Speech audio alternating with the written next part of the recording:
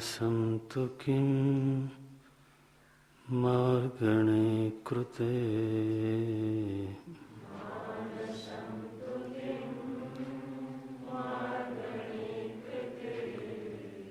मानसं तु किं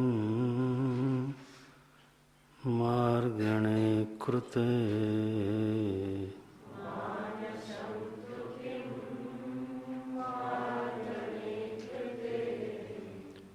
नैव मानसं मार्गार्जवात्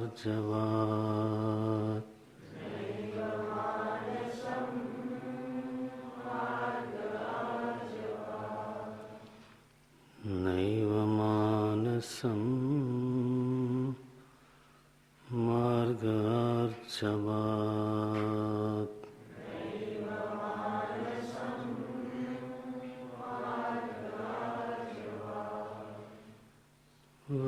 वृत्तयस्त्वहं वृत्तिमाश्रिताः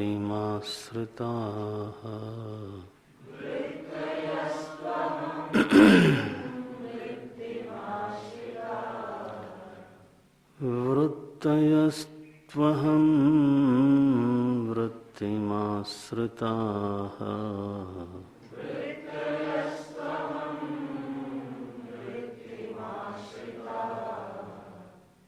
वृत्तयो मनो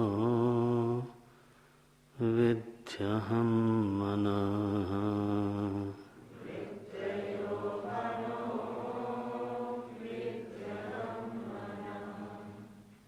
वृत्तयो मनो विद्यहं मनः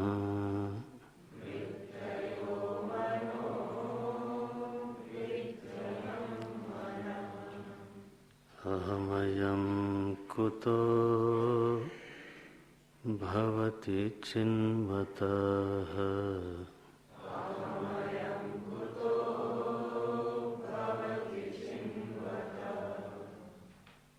अहमयं कुतो भवति चिन्वतः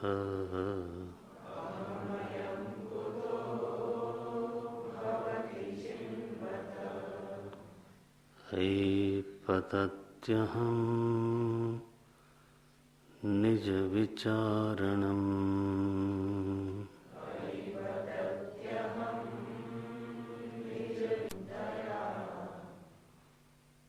स्फुरति हृत्स्वयं परमपूर्णसत्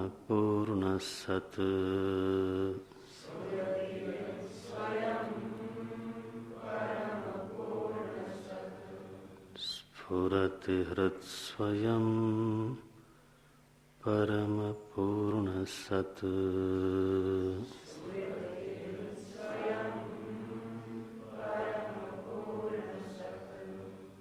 इदमहं पदाभिख्यमन्वहम्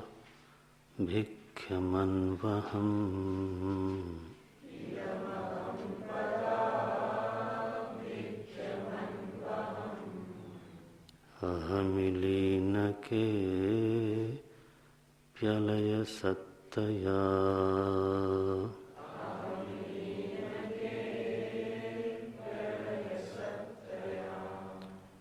अहमिलीनके प्यलयसत्तया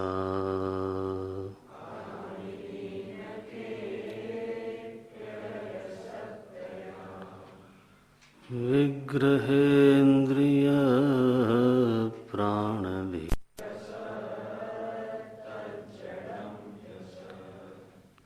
सत्त्वभासिका चित्क्वेतरा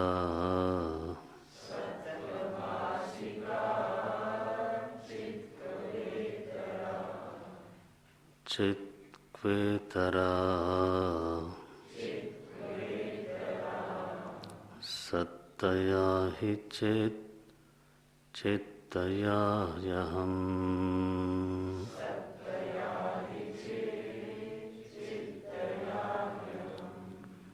सत्तया हि चेत् चित्तया ह्यहम्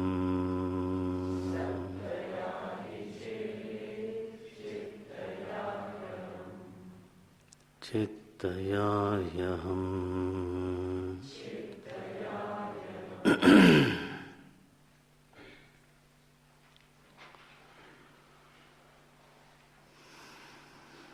मन की अनुभूति वृत्तियों के रूप में ही होती है।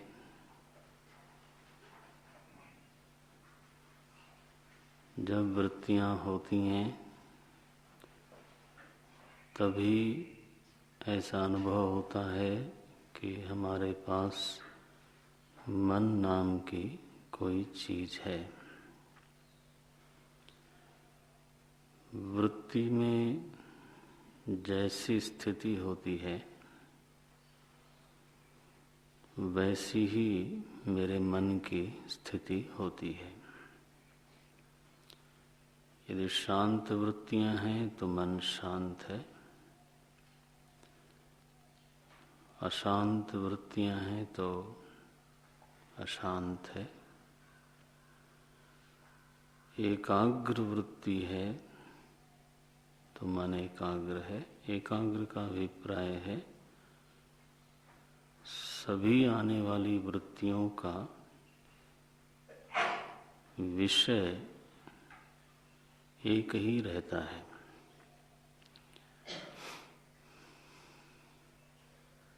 वृत्तियां बदल रही हैं लेकिन वृत्तियों का विषय नहीं बदलता।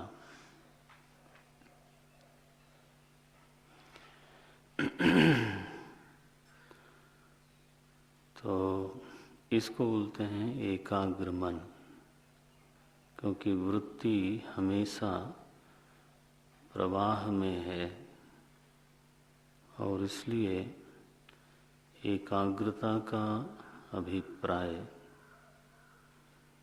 वृत्ति का स्थिर हो जाना नहीं हो सकता। वृत्ति कभी स्थिर होती नहीं। वृत्ति में निरंतर प्रवाह बना रहता है। फिर एकाग्रता का क्या अभिप्राय है? लीयमान वृत्ति का जो विषय है वही विषय उदीयमान वृत्ति का भी होना चाहिए। फिर से बोलता हूँ, नया शब्द है आपके लिए।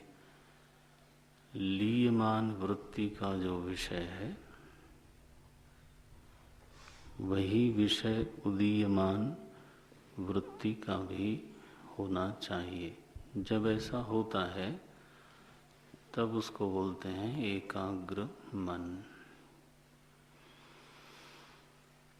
यानी वृत्तियां बदल रही हैं लेकिन वृत्तियों का विषय वही का वही बना हुआ है। अब इस एकाग्रता के बहुत सारे रूप हैं, एक ही रूप नहीं है। तो मैं अभी उसका विवरण नहीं करूँगा।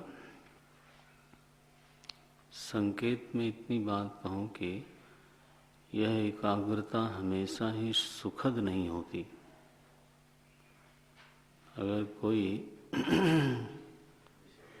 कोई प्रतिकूल विषय हमारे चित्त में आ गया हो और वो न जाता हो, है ना, बार बार वृत्ति उसी प्रतिकूल विषय की ही बनती हो, तो एकाग्रता तो है, एकाग्रता तो है, लेकिन वो आपको एकाग्रता क्या कर रही है? परेशान कर रही है, दुख दे रही है। सो वेदांत के विद्यार्थी को तो थोड़ा साफ साफ समझते रहना चाहिए, शब्दों के गर्भ में जाना चाहिए। प्रायः समाज में एकाग्रता को बहुत अच्छी चीज मानते हैं, लेकिन मानो कोई ऐसा प्रतिकूल विषय चित्त में आ गया और वो जाता ही नहीं है ना, ऐसी एकाग्रता तो दुर्मेधा। गीता जी में लिखा न विमुंचति दुर्मेधा, एक ऐसी मेधा है, बोले दुर्मेधा है, सुमेधा नहीं है ये। विषय को हम छोड़ना चाहते हैं, भूलना चाहते हैं और वो भूलती नहीं। ये देखो, अच्छा, एकाग्रता का एक रूप होता है कि घट का विषय है तो बार बार वृत्ति घटाकार ही बनती है, ये भी एकाग्रता है।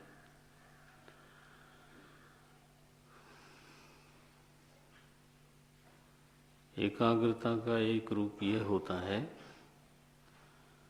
कि वृत्ति का विषय घट है, लेकिन वृत्ति में घट का केवल आकार नहीं है, बल्कि घट के बारे में अलग अलग पहलू को लेकर के चिंतन हो रहा है। तो विषय तो एक ही है, विषय क्या हुआ? घट हुआ, लेकिन चिंतन में पहलू अनेक हो गए। घट किससे बना, किसने बनाया, निमित्त कारण क्या है, साधारण कारण क्या है, उपादान कारण क्या है, ये व्यावहारिक है कि प्रातीतिक है, और कैसे बनाया जा सकता है। माने उसमें तो अनेक आयामों का चिंतन हो सकता है, लेकिन वो सारे आयाम किसके हैं? घट के हैं। इसलिए वह चित्त अनेकाग्र नहीं कहलाएगा। चित्त एकाग्र है, फिर भी वृत्तियों के विषय अनेक हैं। अब ये एक निराली स्थिति है। यही जो स्थिति है, इसको हम चिंतन की स्थिति बोलते हैं। जो एकाग्रता केवल एक विषय को पकड़ करके स्थिर हो जाती है, तो वह चिंतन की स्थिति नहीं है। घटाकार वृत्ति, घटाकार वृत्ति, घटाकार वृत्ति, बार बार वही वृत्ति अगर बनती है तो इसमें घट के बारे में कोई चिंतन नहीं हुआ। चिंतन नहीं हुआ, इसलिए घट के बारे में कोई जानकारी नहीं बढ़ी, हमको कोई रोशनी नहीं मिली, हम इस बात को नहीं समझ पाए कि आखिर घट चीज क्या है। तो बहुत सारे साधक ऐसी एकाग्रता में ही संतुष्ट हैं। घटाकार वृत्ति उठे, वही फिर घटाकार वृत्ति फिर उठे, इसको बोलते हैं धारणा। अगर हम बहुत पॉजिटिव होकर के शब्द दें तो इसका नाम पड़ेगा धारणा, ध्यान नहीं। देशबंधः चित्तस्य धारणा, एक देश में चित्त को बांध लिया, इसको बोलते हैं धारणा। और ध्यान किसको बोलेंगे? ध्येय चिंतायाम, ध्यान बोलते हैं चिंतन को। उसमें इस तरह की एकाग्रता वांछित नहीं है, बल्कि एक ही विषय के भिन्न भिन्न आयामों के ऊपर चिंतन वांछित है। उस चिंतन से अज्ञान मिटता है, उस चिंतन से जानकारी बढ़ती है, उस चिंतन से उस विषय के बारे में जो आवरण है वो आवरण भंग होता है। जैसे मानो स्थूल शरीर को लेकर के ध्यान किया, धारणा नहीं, क्या ध्यान किया। अब अलग पहलू, कैसे बना, क्यों बना, इसका उपादान कारण क्या है, निमित्त कारण क्या है,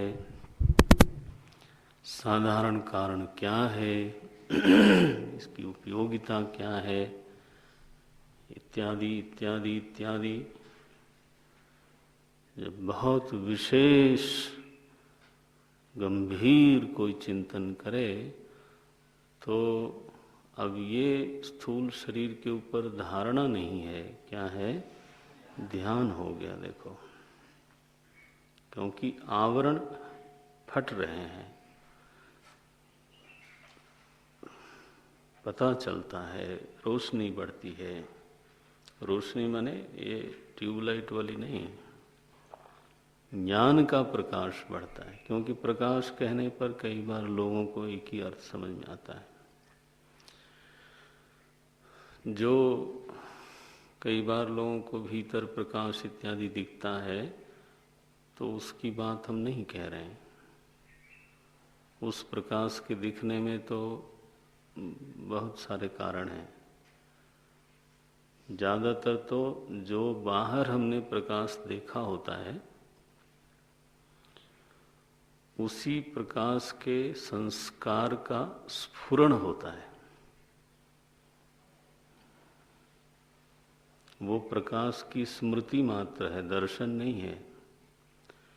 जैसे बाहर मित्र को देखा और आंख बंद करने पर भी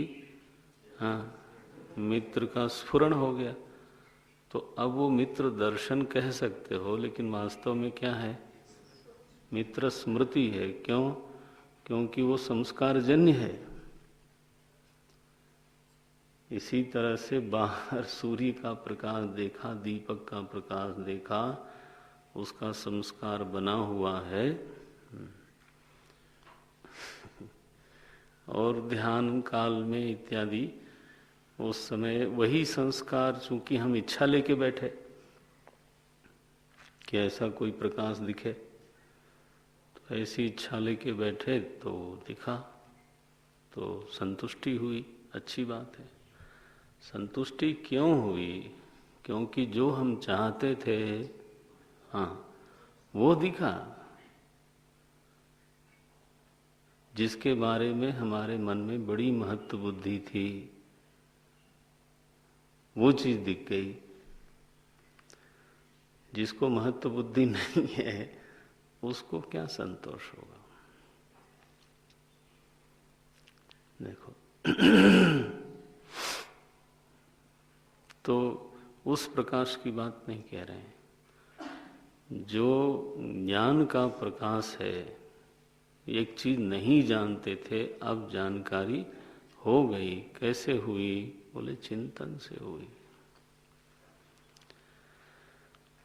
तो ध्यान को बोलते हैं तत्र प्रत्येकतानता ध्यानम। योग दर्शन में ध्यान की परिभाषा आई, तत्र प्रत्येकतानता ध्यानम। धारणा जो है वो गूंगी बहरी एकाग्रता है, कुछ बोलती नहीं, कुछ सुनती नहीं। एक ही विषय लीन होता है, वही विषय उठता है ऐसे। लेकिन ध्यान की स्थिति में कोई प्रवेश करे तो फिर आयाम खुलने चाहिए, चिंतन होना चाहिए।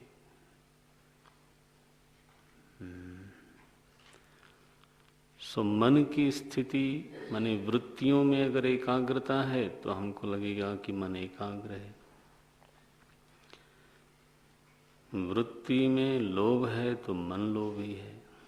माने क्या हुआ कि हमारी अनुभूति ये है कि वृत्ति ही मन है और वृत्ति की स्थिति ही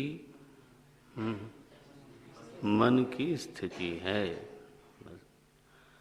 यह हमारा अनुभव है। तो इसकी जांच कर लीजिए कि ये अनुभव सही है, गलत है, परीक्षा कर लीजिए। एक बार परीक्षा हो गई, जांच हो गई, तो फिर निष्पत्ति कर लें, निगमन कर लें, फिर इसमें कंप नहीं होना चाहिए। सुवृत्तयो मनः, देखो निर्णय हो गया कि वृत्तियां ही मन हैं। बहुवचन क्यों कहा? क्योंकि वृत्तियां अनेक हैं। प्रवाह क्यों बोलते हैं उसको? क्योंकि बारी बारी से हैं। देखो, प्रवाह शब्द का उच्चारण कब करते हैं? जब कोई दृश्य बारी बारी आवे। अनेकता से प्रवाह नहीं बनता, आपको ध्यान में रखना चाहिए। कोई चीज अनेक है इसलिए प्रवाह शब्द का उच्चारण हो जाए, वो नहीं है। अब देखो, हमारे श्रोता इस समय अनेक हैं, ब्रह्मचारी लोग अनेक हैं, तो उनमें प्रवाह तो नहीं है। लेकिन मानो पंक्तिबद्ध होकर के, है ना, निर्गमन कर रहे हैं वो लोग, और बड़ी देर तक एक व्यक्ति दूर से देख रहा हो, तो वो क्या बोलेगा? जैसे जन प्रवाह हो, ऐसा बोलते हैं। लोग आ रहे हों, जा रहे हों, तो सैलाब बोलते हैं लोग कई बार। जन सैलाब है। प्रवाह की जल स्थिर हो जाए तो प्रवाह नहीं है। लेकिन हमारे सामने जल राशि बारी बारी आवे, बारी बारी आवे, तो प्रवाह हो गया। तो इन शब्दों का मर्म पहचानना चाहिए। तो जब हम वृत्ति को प्रवाह बोलते हैं तो उसका अभिप्राय मेरे मन में साफ होना चाहिए कि उसका मतलब क्या है कि मैं ये मानता हूँ और मैं ये जानता हूँ, ये मेरा अनुभव है कि वृत्ति अनेक है, लेकिन एक समय में एक ही होती है, बारी बारी से आती है, ये मतलब है।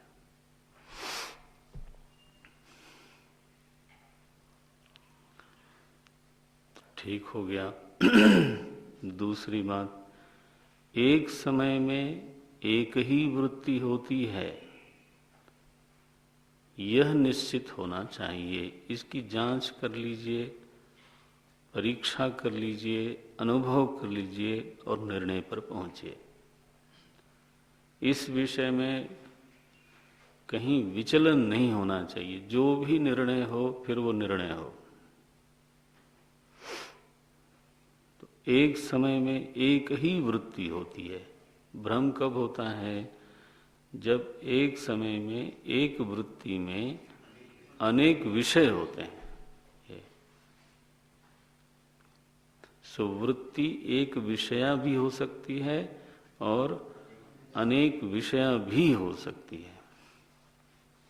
वृत्ति के लिए यह बाध्यता नहीं है कि एक वृत्ति में एक ही विषय होवे। अंतर जगत की चीजें हैं और इनको ध्यान से जब तक कोई निहारे नहीं, पहचाने नहीं, तो पकड़ में नहीं आती। ध्यान ही नहीं जाता। जाए और फिर अलग अलग पहलू पे विचार हुए, तो ये तो प्रत्यक्ष है, अंतः प्रत्यक्ष है। सो अनेक विषय का, अनेक विषयावृत्ति हो सकती है। इतनी बात तो हो गई। अब कहते हैं कि ये जो वृत्तियां हैं ना, ये सारी की सारी वृत्तियां अहम वृत्ति पर आश्रित हैं। श्लोक देखिए, श्लोक देखिए। आपको श्लोक आना चाहिए। व्याख्या श्लोक की हो रही है। मैं कोई स्वतंत्र विषय लेकर के उस पर भाषण नहीं दे रहा हूँ। ये तो श्लोक भूलना नहीं चाहिए। बल्कि मैंने कहा था, श्लोक याद रहें तो चिंतन में बहुत मदद मिलती है। वो कोई हमारे लाभ के लिए मैं आपको नहीं बोलता हूँ। आपको लाभ होगा, आप अनुसंधानी बनोगे तो आपको लाभ होगा। क्योंकि वो जिन शब्दों के ऊपर चिंतन होना है वो शब्द आपको हमेशा प्राप्त है, मन में ही प्राप्त है। तो ये रटंत विद्या की बात नहीं कर रहे हैं हम, चिंतन की एक पद्धति है। आपके पास शब्द ही उपलब्ध ना हो तो चिंतन क्या करोगे? ये तो वृत्तयस्तु अहम वृत्तिम आश्रिता। अब ये बहुत बड़ा एक वक्तव्य है कि वृत्तियां सारी की सारी अहम वृत्ति पर आश्रित हैं। इसका मतलब क्या हुआ कि वृत्तियों में दो विभाग हैं। एक है अहम वृत्ति, दूसरी है इदम वृत्ति।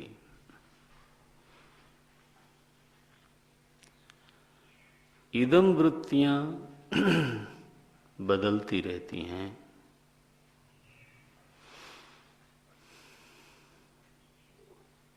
अहम वृत्ति का जो विषय है वो एक ही रहता है, और वो विषय क्या है?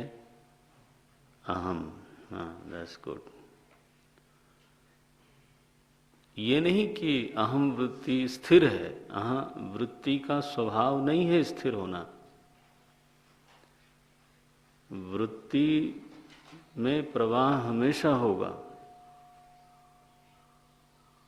लेकिन थोड़ा कम करेंगे, थोड़ा।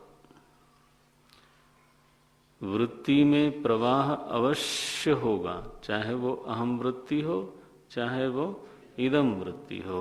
लेकिन स्थिरता क्यों लगती है? क्योंकि विषय स्थिर है। लीयमान वृत्ति में भी अहम था, फिर उदीयमान वृत्ति में भी अहम है, फिर वो लीन होगी तो आगे भी जो वृत्ति आएगी उसमें भी अहम होगा। तो विषय साम्य के कारण वृत्ति में स्थिरता का भ्रम होता है। चलो, भान की बजाय एक ऐसी स्थिति है जैसे दीपक की लौ एक ही रूप की बनी रहती है, तो हमको कदाचित लगता है कि ये वही लौ है। स्थिति क्या है? क्षण प्रध्वंसी है। क्षण क्षण में वो लौ ध्वंस को प्राप्त हो रही है। इसको बोलते हैं क्षण प्रध्वंसी। क्षण क्षण में वह जो दीपक की लौ है वो प्रध्वंस को प्राप्त होती है, नष्ट हो रही है ना। अग्नि सामान्य में समाई जा रही है, तेल जला जा रहा है। लेकिन हमको कैसा लगता है? हमको लगता है वही है। हमको लगता है प्रकाश स्थिर है, उसमें हम किताब पढ़ते हैं। किताब पढ़ते हैं तो स्थिर प्रकाश में पढ़ते हैं, लेकिन प्रकाश स्थिर है क्या? जब प्रकाश का पुंज ही प्रवाही है, हाँ, तो उससे निकलने वाला जो प्रकाश है वो भी प्रवाही है, लेकिन अंतराल की अनुभूति नहीं होने के कारण हाँ, बिल्कुल लगता है प्रकाश स्थिर है, हम किताब पढ़ रहे हैं। ऐसी अद्भुत स्थिति बाहर होती है तो ऐसी अद्भुत स्थिति भीतर भी होती है। अद्भुत है मामला। सो ये अहम वृत्ति स्थिरवत है, स्थिर नहीं है। क्या है? स्थिरवत है। स्थिरता का उसमें विभ्रम होता है।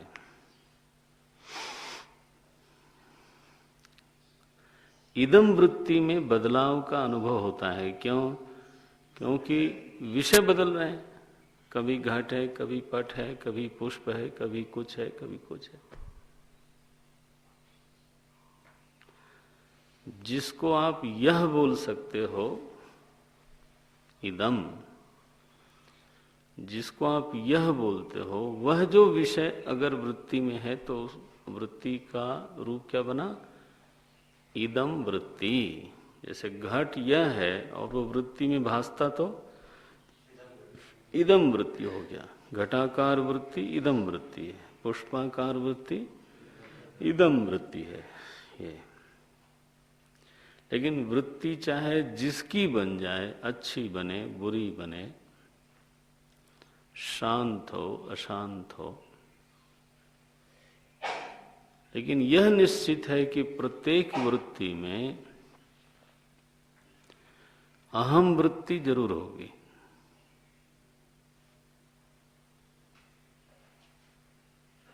जांचो, अनुभव करो। शास्त्रीय रीति यही है कि जांचते रहना चाहिए। उद्देश्य, लक्षण, परीक्षा च, याद होना चाहिए। मेधा को तीक्ष्ण करो आप। त्रिविधा शास्त्रस्य प्रवृत्ति ही उद्देश्य, लक्षण, परीक्षा च। वो परीक्षा चलती रहनी चाहिए। आत्मानुसंधान मेरा लक्ष्य है, दुनिया का होवे ना होवे, मुझे उस सच पे पहुंचना है। इसलिए तो मुझे वो पद्धति का पालन करना होगा। केवल विद्वान होने के लिए नहीं। विद्वान होना कोई बहुत बड़ी बात नहीं है, बड़ी बात, लेकिन बहुत बड़ी बात नहीं है। असली बात तो फिर स्वरूपस्थ होना है ना। उस सच्चाई में प्रवेश करने के लिए जो मार्ग है, जो पद्धति है, जो प्रक्रिया है, वो जाननी चाहिए। तत्व विवेक प्रकारम वक्ष्यामः। याद है कहाँ लिखा? कहाँ लिखा? तत्वबोध में। प्रकारम वक्ष्यामः। वो प्रकार बताते हैं तत्व का विवेक कैसे किया जाए। वो ज्ञान मार्गी को, अनुसंधानी को वो प्रकार आना चाहिए। अगर वो प्रकार उसको नहीं आता है तो वो केवल अनुवचन करेगा, पढ़े हुए को बोल देगा, सुने हुए को बोल देगा, अनुवाद मात्रम करिष्यति। उससे तो कोई रोशनी नहीं मिलती। जब चिंतन होता है तब पर्दा फटता है, वो ध्यान रखना। उसके लिए पद्धति आनी चाहिए।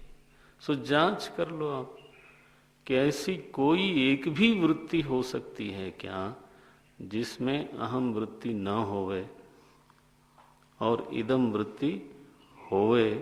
ये हो नहीं सकता। सो कितना बड़ा एक वक्तव्य दिया महर्षि रमण ने। वृत्तयस्तु अहम वृत्तिम आश्रिताः। सारी की सारी वृत्तियां ही वास्तव में अहम वृत्ति पर ही आश्रित हैं। आश्रय वृत्ति तो अहम वृत्ति हुई। हाँ, ये तो ठीक है। वृत्तयो मनो, और वृत्तियां मन है। तो आश्रित वृत्ति को मन कहें या आश्रय वृत्ति को मन कहें, ये प्रश्न है। आश्रित वृत्तियां मन है या आश्रय वृत्ति मन है? तो बोले नहीं, आश्रय वृत्ति मन है। इसलिए आखिरी निर्णय, इसको निगमन बोलते हैं। आखिरी निर्णय, अंतिम निर्णय महर्षि रमण ने दिया। विद्धि अहम मनः। हे साधक, इस बात को जानो कि यह जो अहम वृत्ति है वास्तव में यही मन है। चिंतन की प्रक्रिया देखो, निर्णय पर पहुंचे।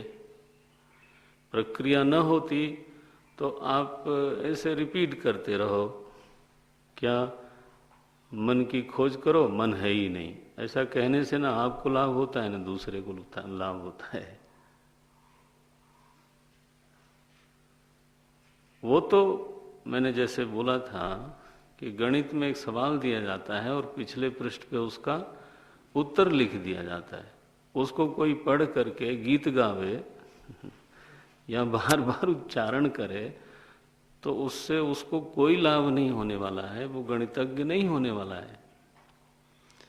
गणितज्ञ उसको बोलते हैं जो गणित की प्रक्रिया को जानता है,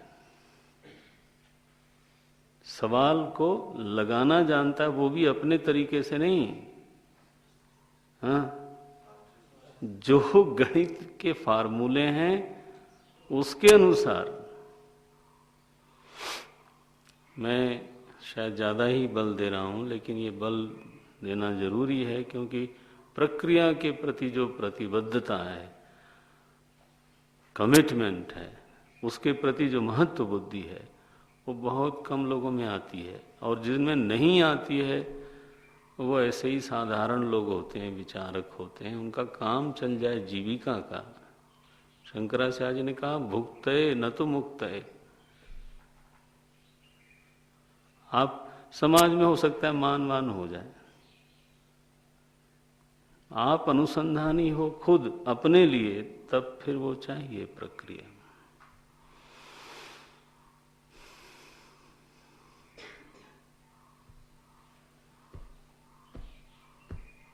अब निगमन किया कैसे करना, कैसे इस निर्णय तक पहुंचना। अभी कहां पहुंचे? विद्धि अहम मनः, ये देखो वहां तक पहुंचे। तो मन नहीं है ये तो उत्तर दे दिया, लेकिन अब वहां तक पहुंचने के लिए पहले ये तय किया गया कि मन वास्तव में है क्या। इस छोटे से वाक्य में, श्लोक में दो जगह परिभाषा की। पहली परिभाषा हमारे अनुभव की है, दूसरी परिभाषा अनुभव के आधार पर किए गए विचार का परिणाम है। फिर से बोलता हूं, अनुभव के आधार पर किए गए विचार का परिणाम है। पहला क्या है? वृत्तयो मनो, ये डेफिनेशन है।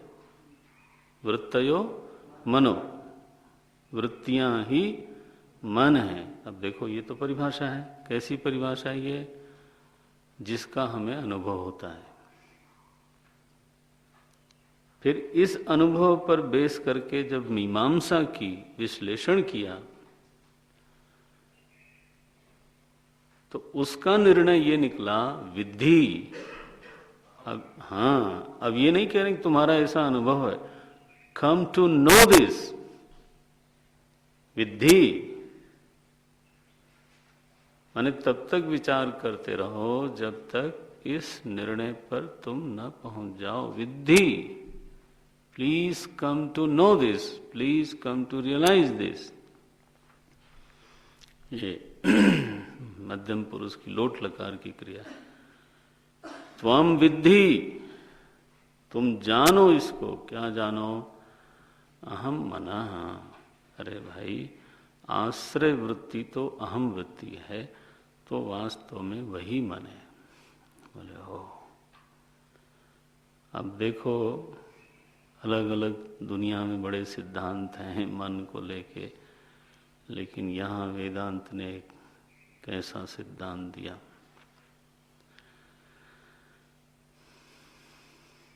एक प्रश्न है इसमें,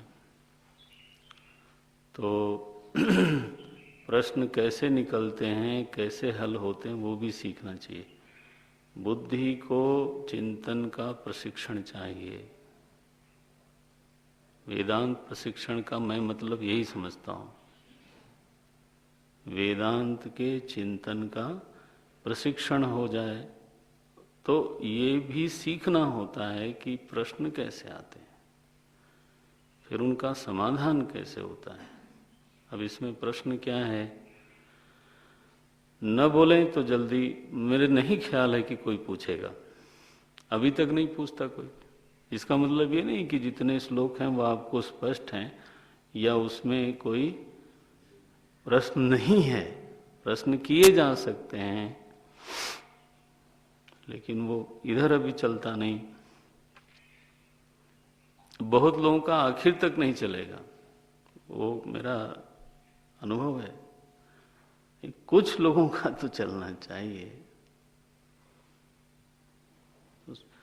चित्त की सुनसान अवस्था से प्रेम मत करो।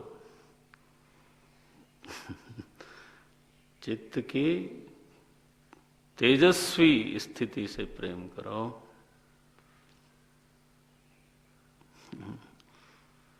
अच्छा भाई, क्या प्रश्न है कि अहम को वृत्ति क्यों कहा जा रहा है?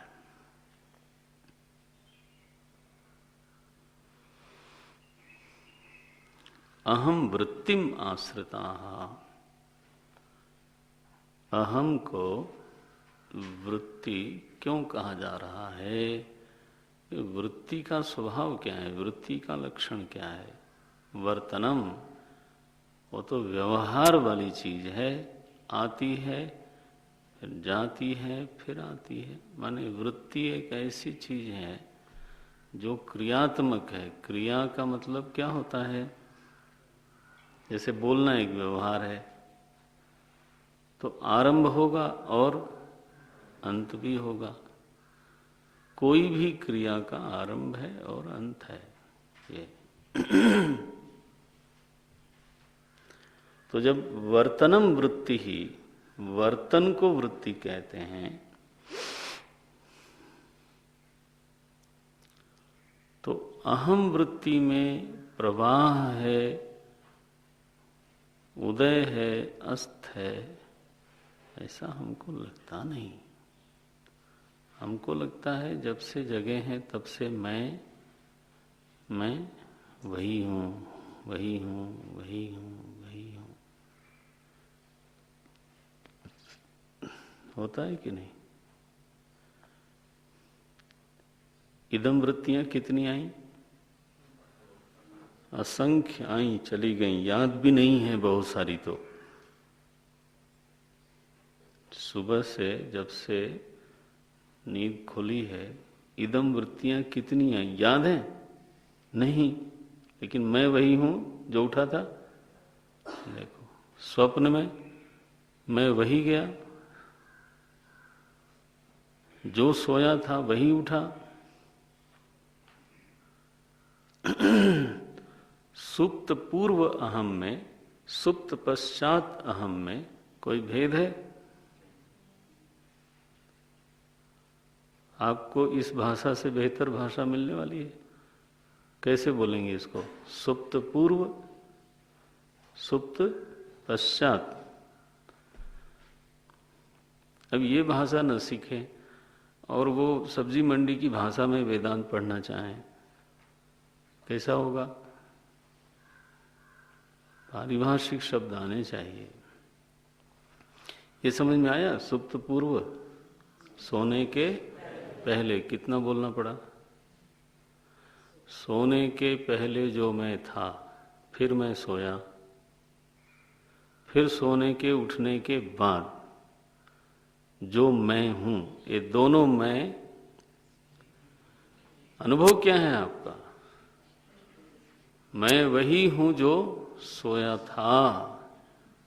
ये तो अहम का सातत्य अनुभव में आता है।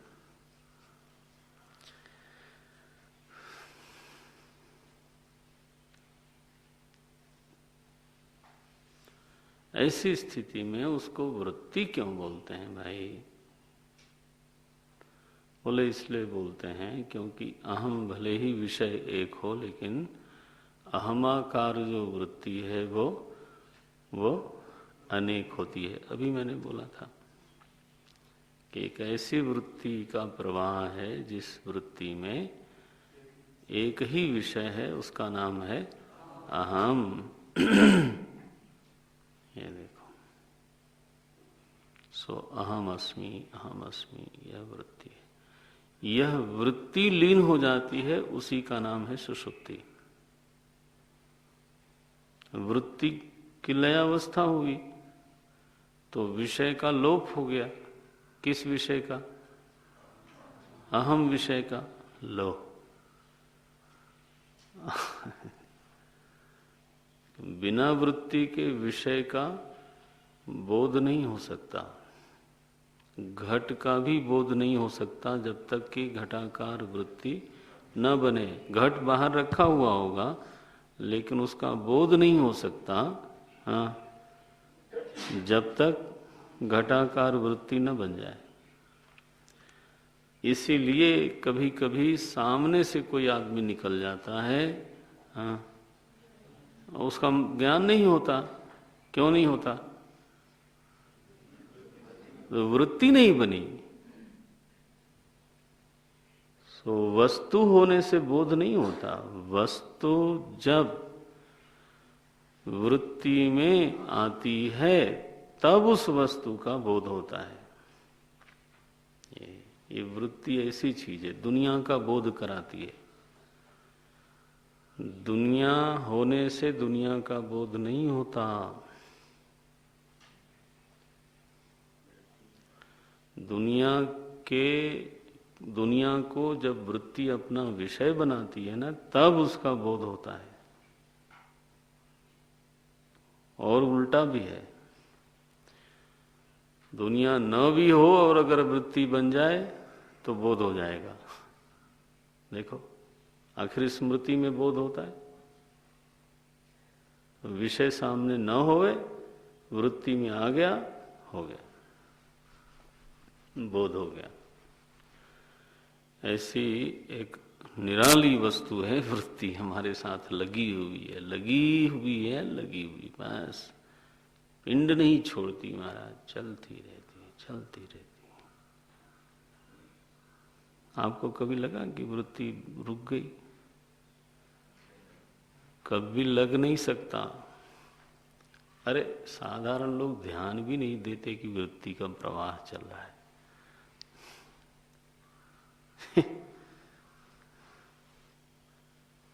कभी लग नहीं सकता, हो नहीं सकता, ऐसी चीज चली हुई है। इसलिए अर्जुन ने कहा प्रमाथि बलवत दृढ़म। महाराज ये थकता ही नहीं, बलवत लिखा, एनॉर्मस स्टेमिना इट हैज। आदमी काम करते करते थक जाता है, कभी तो रुक जाता है। यहां महाराज बस चली ही जा रही, चली जा रही। कब से? व्हाट है, बैठ के देखो कभी कैसा लगता होगा।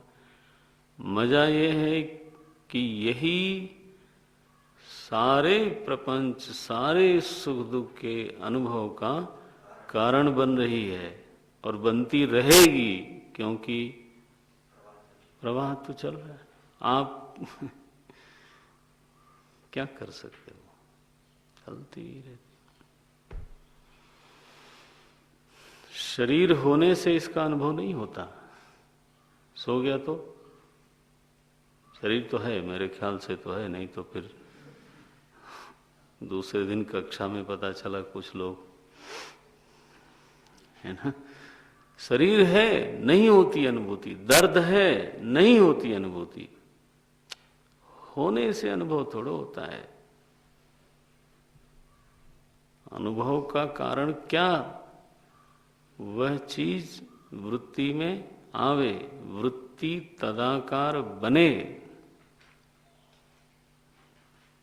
तदाकार बोल रहा हूं, तद माने सर्वनाम। गंधाकार, पुष्पाकार, घटाकार, स्पर्शाकार। आप समझ तो स्पर्श की अनुभूति भी तभी होती है जब स्पर्शाकार वृत्ति बन जाती है। मानो आप सोए हुए हो, आपको किसी ने छू दिया, कोई वृत्ति नहीं बनेगी तो स्पर्श का अनुभव भी नहीं होगा। ये ऐसी है ये स्थिति। अब नारायण, वृत्ति तो वर्तन है, इसमें प्रवाह है, उसमें उदय है, उसमें लय है और अहम में सातत्य की अनुभूति है। सो अहम को वृत्ति क्यों कहा गया? तो मूल अर्थ यही है कि दो तरह की वृत्ति हैं। अच्छा, अगर इस सिद्धांत को जांचा जाए, पहचाना जाए, समझने की कोशिश की जाए, इस पर ध्यान दिया जाए, तो क्या निर्णय निकलेगा मालूम है?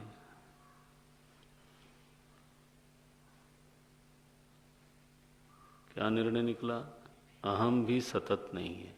लो,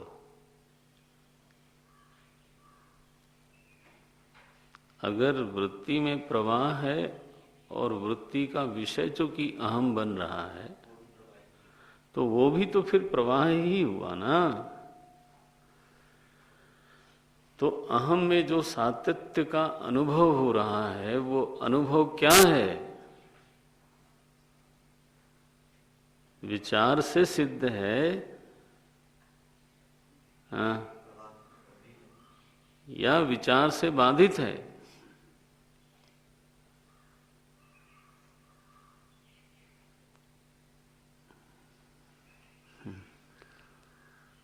जी,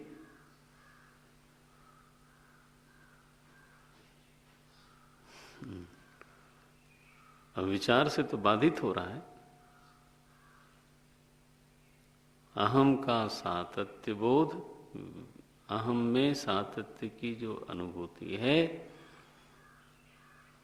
ये हमारा अनुभव है। अनुभव शब्द बोल रहा हूं मैं, अनुभव है, लेकिन विचार की कसौटी पर खरा नहीं उतरता। अगर तो अनुभव होने के बावजूद यह अनुभव भ्रम है।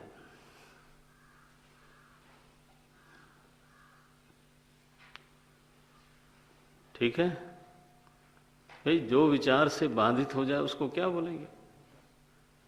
सर्प आप देखते हो, लेकिन विचार करने पर तय हुआ कि यहां ये नहीं है, तो क्या है? भ्रम है।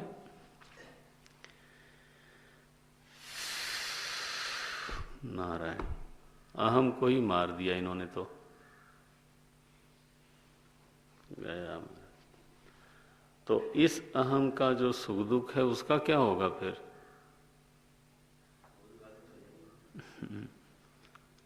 नारायण,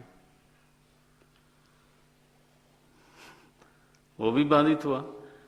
अहम अगर बाधित हो गया तो बचा क्या नारायण? इदम वृत्ति तो उसी पर आश्रित थी, तो इदम वृत्ति भी गई, और जी, इदम वृत्ति भी गई और अहम वृत्ति भी गई। क्या बचा फिर? शून्यम। इसको बौद्ध दर्शन बोलते हैं, हमारा वाला न समझ लेना। क्या हुआ ये तो शून्य हो गया महाराज। अहम भी नहीं, इदम भी नहीं, बचा क्या फिर? बोले महाराज, तो फिर आप भी अहम वृत्ति तो बोलते हो।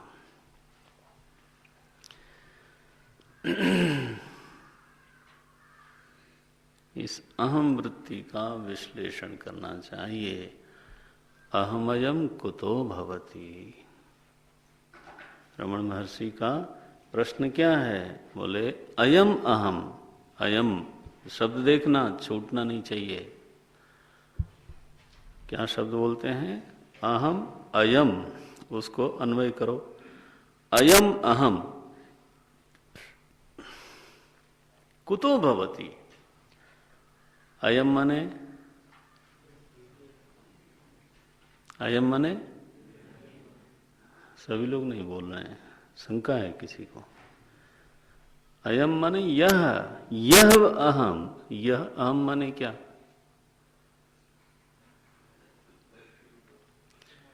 यह अहम माने जिसका अभी अभी हम लोगों ने निर्णय किया है, जिस पर अभी अभी हम लोगों ने विचार किया।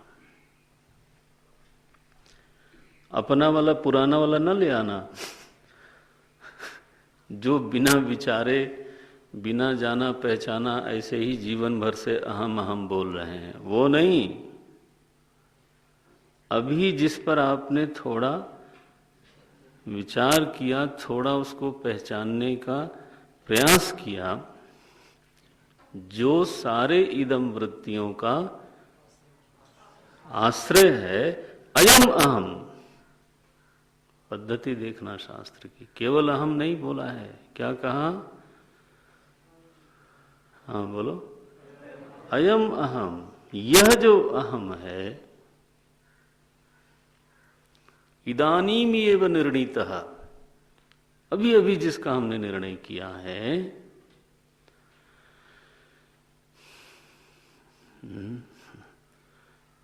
अहम अयम अहम कुतो भवति। अब आपके विचार का केंद्र ये होना चाहिए कि ये कहाँ से आया है, क्या है ये सतत है या प्रवाही है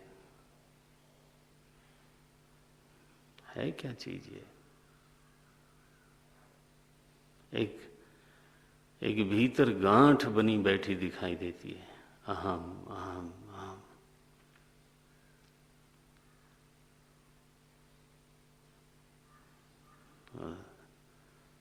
निरंतर ही एक नाद बज रहा हो भीतर, है ना, अहम अहम अहम, बस चलता रहता है सारा व्यवहार।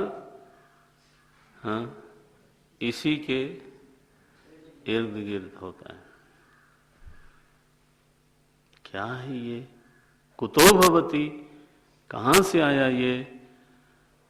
अनादि है, शाश्वत है, सतत है, पैदा हुआ, कहाँ से पैदा हुआ, क्या है इसका स्वरूप?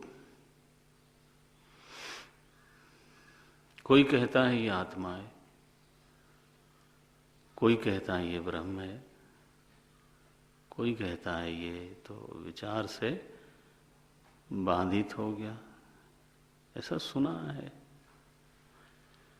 सुना है। तुम क्या बोलते हो? बोले हम भी दोहराएंगे। बहुत सारे हमारे मित्र लोग, माने हम लोग साधक लोग, फिर हम लोग भी वैसे ही बोलना शुरू कर देते हैं। करपात्री जी महाराज जो है, एक बड़ा हम साधकों को थप्पड़ लगाते थे, चोट लगाते थे। करपात्री जी महाराज का नाम कभी सुना कि नहीं? बहुत बड़े विद्वान इस शताब्दी के हुए, वेदांत के महापुरुष। काशी में सभी लोग उनको अपने गुरु के रूप में मानते थे, शंकरावतार बोलते थे महाराज। ऐसी ऐसी विभूतियाँ आती हैं। महाराज जी, स्वामी अखंडानंद जी महाराज बोलते हैं कि करपात्री जी महाराज अगर मेरे प्रवचन की प्रशंसा कर देते थे किसी दिन, तो मैं उस दिन 7वें आसमान पर होता था। इतना आदर था महाराज जी को। ऐसी विभूति। वेदार्थ पारिजात लिखा उन्होंने संस्कृत में। इस शताब्दी में संस्कृत में लिखने वाले थोड़े से, उनमें से वो इतनी मोटी मोटी 2 वॉल्यूम में किताब लिखी, इतनी बड़ी। वेदांत पे नहीं, किस पर? वेद के ऊपर लिखा, वेदार्थ पारिजातः। मेरे पास है, मेरी लाइब्रेरी में, आपके लिए नहीं है, आप छू भी नहीं सकते। बट द पॉइंट इज कि ऐसे विद्वान हुए तो वो क्या बोलते थे कि आत्मा ब्रह्म, ये कई बार हम लोग शब्द जब बिना विचारे बोलते रहते हैं, दोहराते रहते हैं। अब ये थोड़ा ग्राम्य दोष वाला दृष्टांत है। ग्राम्य दोष माने इसमें थोड़ा रफनेस है, विभत्स है वो। तो बोले छोटे बच्चे ना 5 साल के गांव में कुसंगति में पढ़ के बड़ी बड़ी गालियां देते हैं, 2-2 किलो की गालियां देते हैं। गालियों का उनको कोई मतलब नहीं समझ में आता, है ना। वो जानते नहीं कि हमने क्या बोला। वो माँ के सामने भी बोलेंगे, बहन के सामने भी बोलेंगे, बाप के सामने भी बोलेंगे। अगर उनको उसका बाद में पता चले कि वो क्या बोल रहे हैं तो बोल न पावे। लेकिन वो 4-5 साल के लड़के अपना धमाधम, उनको केवल इतना मालूम है कि इससे दूसरे का अपमान हो सकता है, दूसरे के ऊपर गुस्सा जाहिर कर सकते हैं, तो इसलिए अपना जोर से बोलता है। अर्थ बोध के बिना गाली का जैसे उच्चारण बच्चा करता है,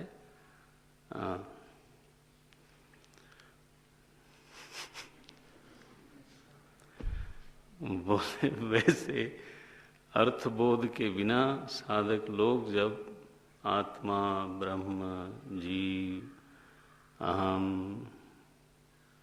बोलते रहते हैं।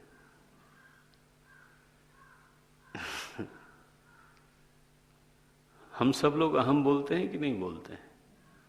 रमण महर्षि पूछ रहे हैं कुतो भवति, तो हमको सबको मालूम होना चाहिए। बचपन से बोल रहे हैं हम लोग अहम अहम अहम, मैंने किया, मैंने। आखिर कोई अपरिचित चीज तो नहीं है हमारे लिए।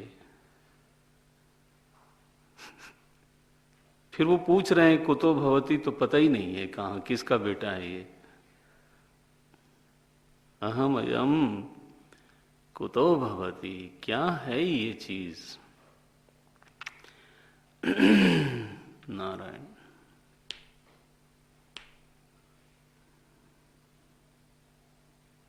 उत्तर दे दिया, प्रक्रिया नहीं बताई।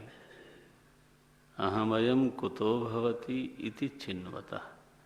बोले अगर इस पर आप अपने पूरे विचार को केंद्रित करोगे, चिंतन करोगे, अहमयम कुतो भवति इति चिन्वतः, चिन्वतः माने चिंतन। अगर चिंतन करते रहोगे इस पर तो क्या होगा? ऐपतत्यहम, ऐ देखो, ऐ माने एक झटका जैसे लगा। पतति अहम, अहम तो गिर गया। अल्लाह।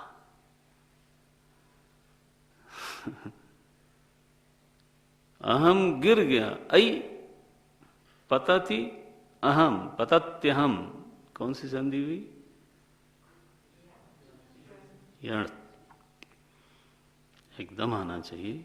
इसको बोलते हैं तेजस्वी मन, जरूर होना चाहिए, एकदम जागृत रहना चाहिए। पतत्यहम, पतति अहम, ये ऐ पतति अहम।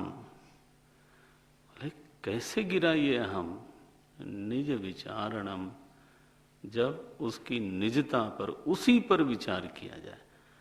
जब अहम अहम के बारे में ही विचार करता है तब गिरता है।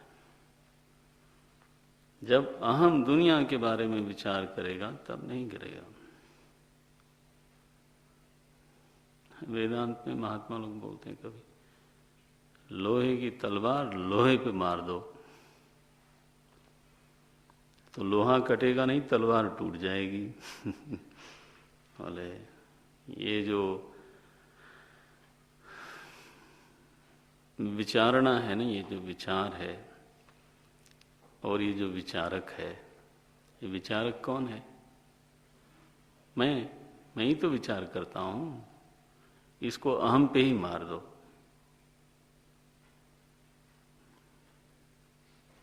विचारक को विचारक के ऊपर ही विचार करने के लिए बोलो। कौन विचार कर रहा है कौन ये? कैसे आया, कहाँ से आया, कब आया, कितना बड़ा है, इसका स्वरूप क्या है?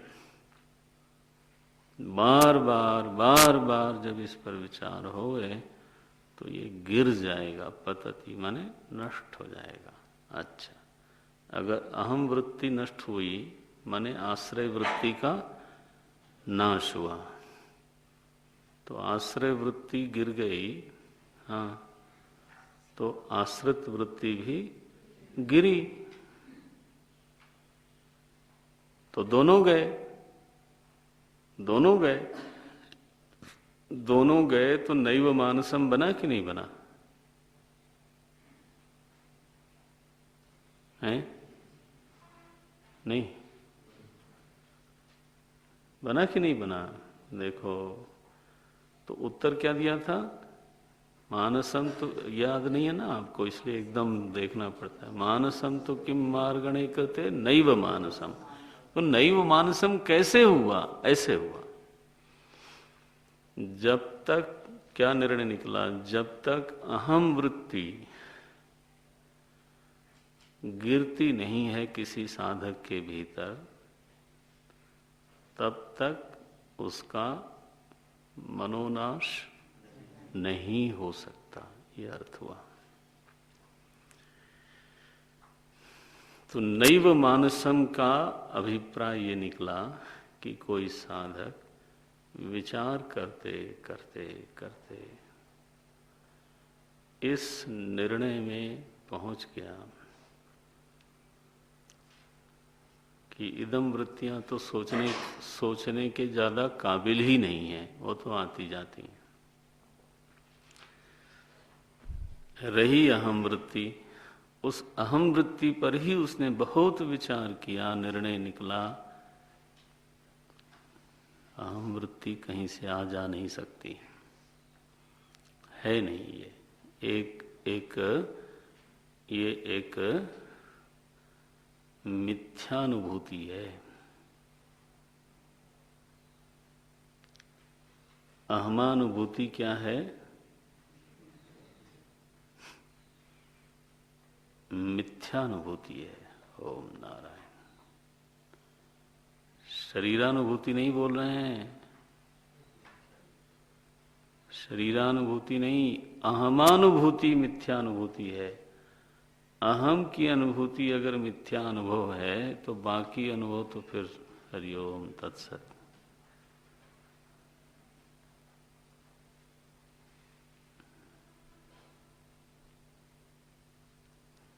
नारायण।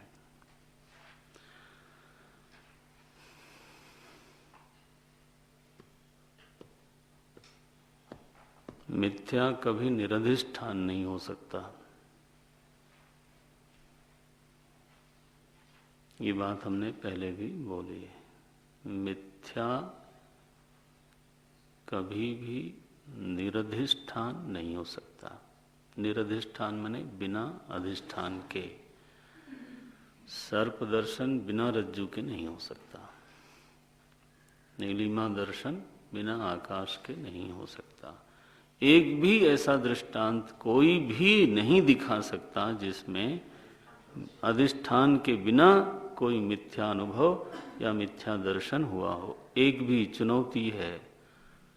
भगवान शंकराचार्य जी ने बौद्ध विद्वानों को यही समझाया कि आप जो दुनिया को मिथ्या बोलते हो वो सही है, हम भी मानते हैं। आप जो अहम वृत्ति को मिथ्या बोलते हो सही है, हम भी मानते हैं, लेकिन फिर आखिर इस मिथ्यानुभूति का अधिष्ठान क्या है? इदम वृत्ति भी मिथ्या हुई, अहम वृत्ति भी मिथ्या हुई, तो निर्णय आपका जो निकल रहा है कि शून्य बचा, अनस्तित्ववादी निरात्मवादी हो गए आप।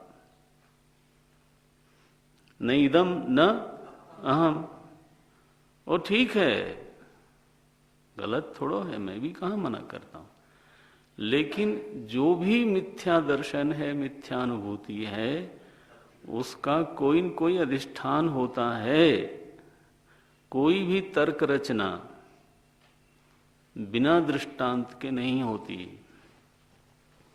आप पढ़ोगे धीरे धीरे तब समझ में आएगा।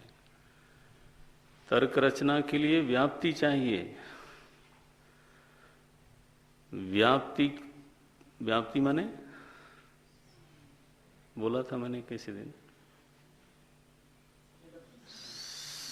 हैं? व्याप्ति माने साधारण भाषा में क्या बोलते हैं उसको? जोर से बोलो। संबंध ज्ञान, संबंध ग्रह, संबंध का ग्रहण करना। संबंध कहाँ देखा? संबंध का ग्रहण कहाँ हुआ? प्रत्यक्ष में। संबंध को कहीं देखा ही नहीं तो व्याप्ति ज्ञान नहीं होगा। व्याप्ति ज्ञान नहीं होगा तो तर्क की रचना नहीं हो सकती। जैसे आपने जोर से कहा कि चूंकि वहां धुआं दिखता है इसलिए वहां अग्नि है, इसलिए जो शब्द आप लगा रहे हो, क्यों बोलते हो वहां अग्नि है? बोले क्योंकि धुआं दिखता है। तो ये जो आपने तर्क दिया धुएं का, किसकी सिद्धि के लिए? अग्नि का। तो वो तर्क कब बना? जब धुएं और अग्नि का संबंध ग्रहण किया है। कहां ग्रहण किया? प्रत्यक्ष में। संबंध का ग्रहण होए नहीं तो व्याप्ति बनेगी नहीं, व्याप्ति बनेगी नहीं तो तर्क की रचना हो नहीं सकती। ये तर्क फार्मूलेबाजी नहीं है। हमारे यहाँ पंचांग जो तर्क होता है उसमें मैंने बोला था प्रतिज्ञा, हेतु, दृष्टांत, उपनय और निगमन। उसमें दृष्टांत इज ए मस्ट। दोनों अगर जानते हो तो दृष्टांत न भी दो तो चल जाएगा, लेकिन अगर कोई पूछ ले कि दृष्टांत क्या है तो आपको देना पड़ेगा। ये सो ऐसी कोई मिथ्यानुभूति अथवा ऐसा कोई मिथ्या दर्शन बताओ जो निरधिष्ठान हो, बिना अधिष्ठान के हो। वो बोले महाराज वो तो नहीं होता। अगर वो नहीं होता और आप कहते हो अहम वृत्ति मिथ्या है तो उसका अधिष्ठान क्या हुआ? ये तो बताना पड़ेगा। बोले अहम वृत्ति का अधिष्ठान अहम ही है। हई ये क्या बोल रहे हो आप?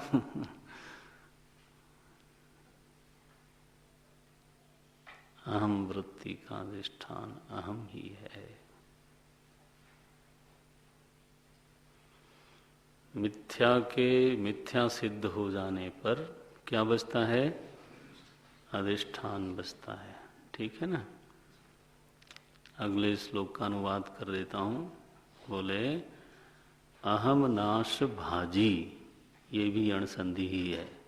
देखो अहम, अहमी, अहमी, नाश भाजी, ये जो अस्मत् शब्द है ना, आप पढ़ोगे या पढ़ते हो तो अहम आवाम वयम पढ़ते हो, है ना? तो अस्मत् शब्द का सप्तमी क्या बनता है? सप्तमी एक वचन कभी पढ़ा नहीं है? मई। तो डरते क्यों हो? बोलो, गलत हो जाएगा और क्या, फांसी पे थोड़ा चढ़ाएंगे। मई होगा। पढ़ा कि नहीं कभी? कभी नहीं पढ़ा? शाबाश। तो तुम कहां तक संस्कृत पढ़े हो? थोड़ी माने क्या? याद नहीं है ऐसा बोलना चाहिए।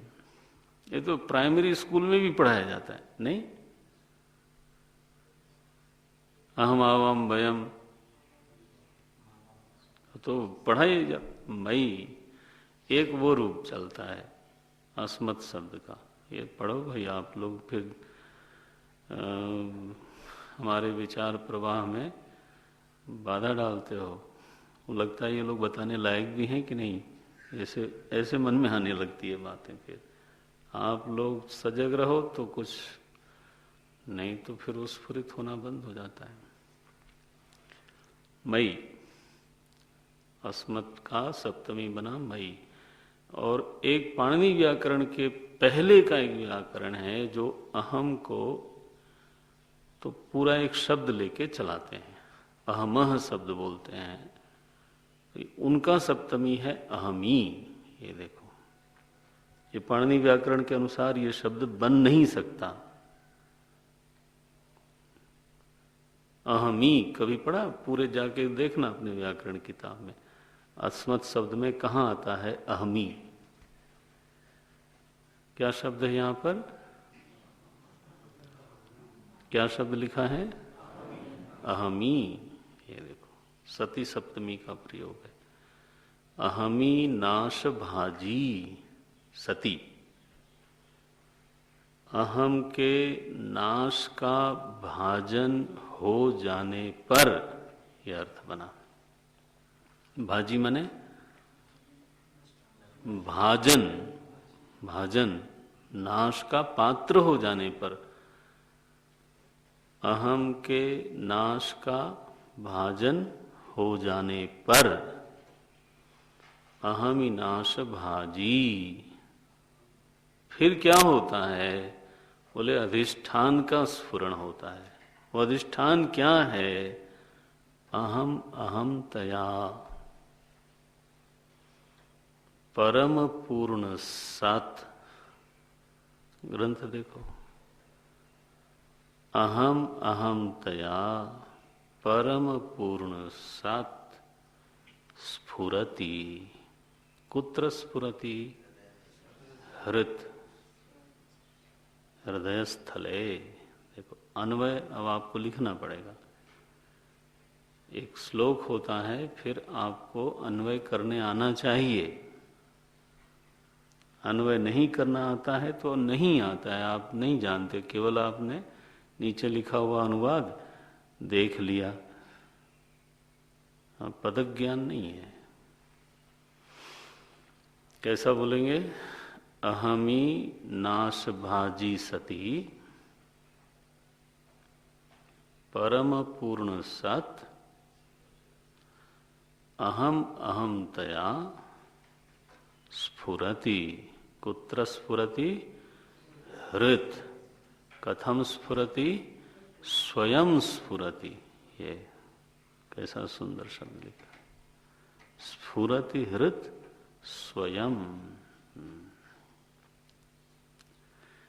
अहम के नष्ट हो जाने, माने अहम वृत्ति के नष्ट हो जाने पर परम पूर्ण सत वस्तु स्वयं ही हृदय में स्फुरित होती है। किस रूप में स्फुरित होती है? अहम अहम तया। अरे बोले, ये तो मर गया था अहम। बोले वो मिथ्या अहमानुभूति मरी थी, लेकिन उस मिथ्या अहम की अनुभूति के नीचे, उसके अधिष्ठान में कौन है? पूर्ण अहम है, वो स्फुरित होता है। सो क्या निर्णय दिया कि अहमानुभूति एक मिथ्या है और अहमानुभूति एक सत्य भी है। कल देखेंगे चर्चा। आप लोग इस पर मनन करो, अगर कर सकते हो तो मंथन करो।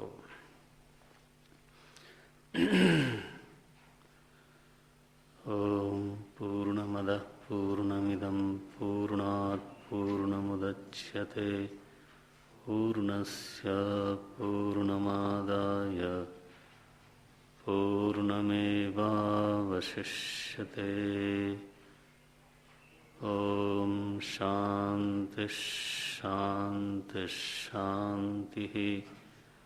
हरि ओम श्री गुरुभ्यो नमः। हरि ओम।